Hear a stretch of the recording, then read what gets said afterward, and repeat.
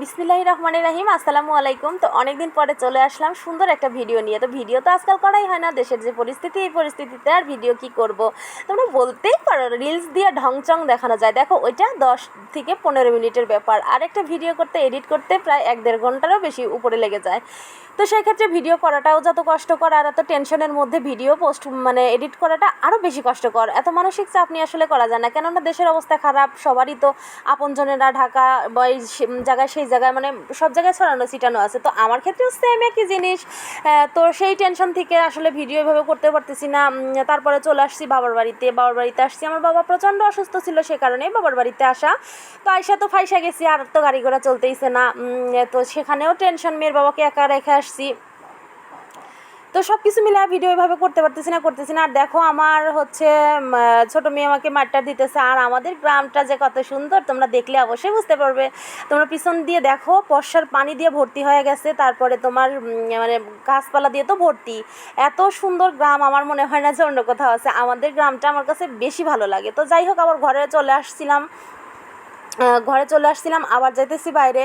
তো এইভাবেই চলতেছিল আসলে, একবার ঘরে আসা একবার বাইরে আসা। তো মেয়েরা আনন্দ করতেছিল ওখানে, করতে যায়। আবার ঘরে আসছিলাম একটা কাজে, আবার যাইতেছি।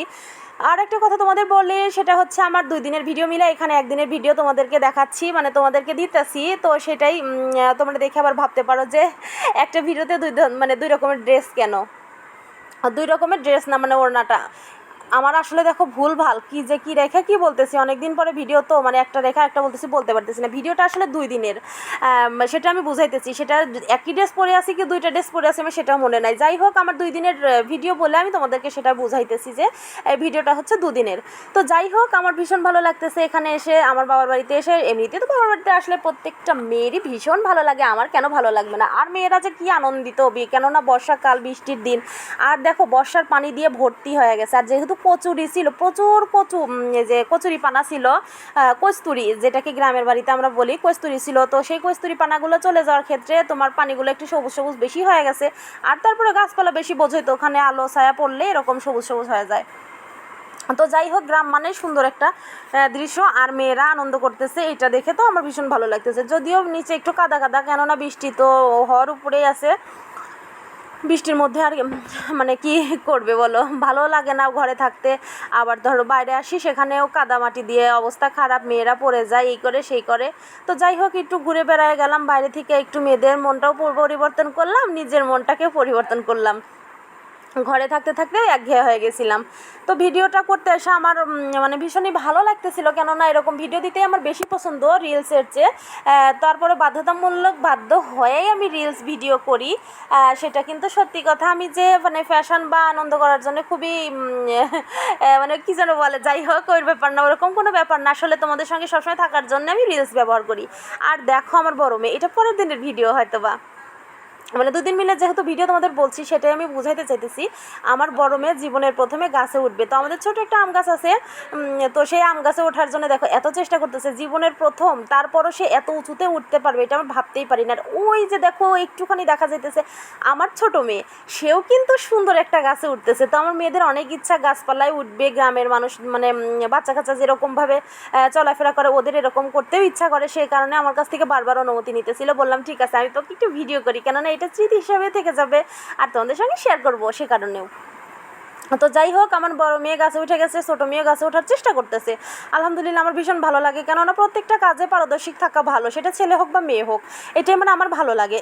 কেননা আমি তো এরকম গাইছে যত বড় গাছই হোক, জাল হোক, যেখানে হোক উঠতেও পারি। আমার ভালো লাগে নিজেরও। আমি নিজেও গাইছে, আমার মেয়েদেরকেও গাইছে বানাইতেছি। এটা খারাপ কি ভালো জানি না। তো যাই হোক, মেয়েকে গাছে ওঠে দেখায় দেখে আমার নিজেরই ওঠার জন্য লোভ লাগতেছিল, কিন্তু আমি উঠি নাই। আর এই যে দেখো আমার ছোটো মেয়ে, সে কাঠ গাছে উঠবে, আম গাছে উঠবে না। তার আবার এত বেশি সাহস, সে আবার একটু বেশি শক্তিশালী। তো দেখো সে কীরকমভাবে ওঠার চেষ্টা করতেছে উপরে, সে উপরে উঠেই ছাড়বে। তো যাই হোক, এর উপরে এর চেয়ে বেশি আর সে উঠতে পারে না, এটাই হচ্ছে ব্যাপার। তো আলহামদুলিল্লাহ যতটুকু উঠতে পারছে সেটা দেখে আমার আনন্দ লাগছে যে আমার ছোটো মেয়েটাও চেষ্টা করতেছে গ্রামের অনেক জিনিস ধরে রাখার। এটাও বিশাল ব্যাপার আমার কাছে অন্তত পক্ষে। যাই হোক, অবশেষে চলে আসলাম। তোমরা আজকে রিলস দেখে অবশ্যই বুঝতে পারতেছো যে রং খেলা হয়েছে। রং খেলা বলতে আমি ছিলাম শুয়ে, আর আমার মেয়েরা দুইজন মিলে, যেহেতু অনেক আবির বাইচা ছিল সেই অনুষ্ঠানের, আমার ভাস্তার সুন্নতে খাতনার অনুষ্ঠানের অনেক আবির বাইচা ছিল, তো কিছু আবির সবগুলাই না একটুখানি বের করে মেয়েরা একটু আনন্দ করতে চাইতেছিল, খেলতেছিল, বলছেন ঠিক আছে তোমরা করো। তারা কি বলবো, বাড়ির প্রত্যেকটা মানুষকে মুখে মাইখে অবস্থা খারাপ করে দিয়েছে। আমার একটু ভালো লাগলো যে একটু ভিডিও করি, একটু রিলস করি, তো আমার একটু লাভই হয়েছে। তো যাই হোক, লালে লালে ভর্তি হয়ে গেছি, ড্রেসও পরছি লাল, ঘরের বিছানার চাদরটাও লাল, ঘরের পর্দাটাও লাল, ফ্লোরটাও লাল, সব কিছু লালে লালে একদম যেন রঙিন হয়ে গেছি। এরকম মনটা যদি রঙিন থাকতো কি যে ভালো থাকতো। মনের মধ্যে তো একসময় সাদা কালো ব্লু নীল সব কিছু মিলায়া, তো মনটা সবসময় এরকম রঙিন রঙিন লাল থাকলে না ভীষণ ভালো হইতো। তো এটাই হচ্ছে জীবন। কখনো তো এক রঙে মানুষের জীবন থাকে না, বিভিন্ন রঙে রঙিন হয়। এটা না থাকলেও আসলে হতো না, শুধু কি ভালোটাই থাকতে হয়, মানে থাকে মানুষের বিভিন্ন কালার হয় বলেই তো দুনিয়া, ভালো মন্দ মিলেই দুনিয়াটা আসলে। শুধু ভালো থাকলেও হয় না, খারাপ থাকলেও অনেক কিছুর অভিজ্ঞতা হয়, অনেক কিছু শেখা যায়, বোঝা যায়, মানুষকে চেনা যায়। তো এর জন্যই বলতেছিলাম যে রং বিভিন্ন কালার হওয়াটাও ভালো, একসঙ্গে থাকাটাও ভালো না।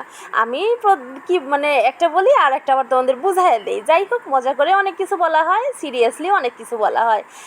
তো বকা বকা কথা বলতেছি, যেহেতু অনেক দিন পরে ভয়েস দিতেছি, তো কথা মানে ভুলে গেছি আসলে কিভাবে বলবো আর কিভাবে হয়ে যাইতেছে।